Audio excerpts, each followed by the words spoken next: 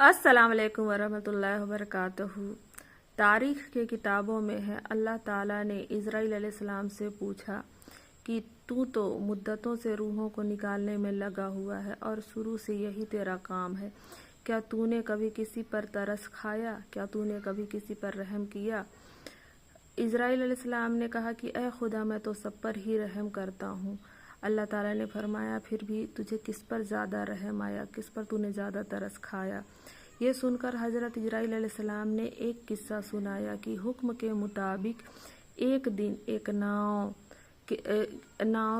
के तख्ते मैंने तोड़ दिए और हवा का झोंका नाव को कुछ ही देर में डुबो गया और नाव में बैठने वाले लोग बिजली की तरह ख़त्म हो गए, मगर उसमें एक औरत जो हामिला थी। हुक्म हुआ कि नाव के तख्त के सहारे उस फरिश्तों ने उसे जजीरे तक पहुंचा दिया और कुछ देर में औरत के पेट से एक लड़का पैदा हुआ।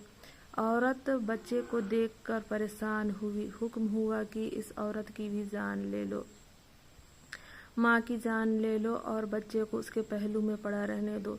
तब तो खूब जानता है ए खुदा, उसे देखकर मैं रो दिया और उस पर मुझे बड़ा तरस आया कि ये तड़प कर मरेगा या दरिंदों के मुँह का निवाला बनेगा। और दूसरा सद्दाद कि जिसने कई 100 सालों के बाद इमारत तैयार की और उसे एक नज़र देखे बिना ही महरूम इस दुनिया से चला गया, दिल में हसरत और अफसोस लिए।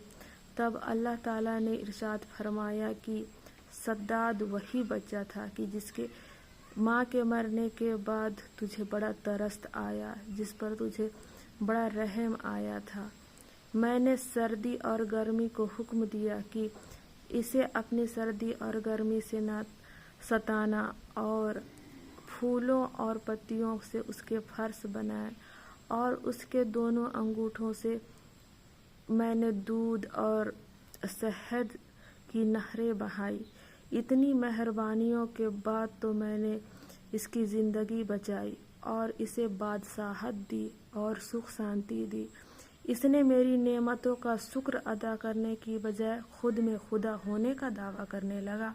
इसका तो यही हस्र होना था। अल्लाह हम सब को अपने गज़ब से बचाए। तो दुआ में याद रखिए। अल्लाह हाफिज़।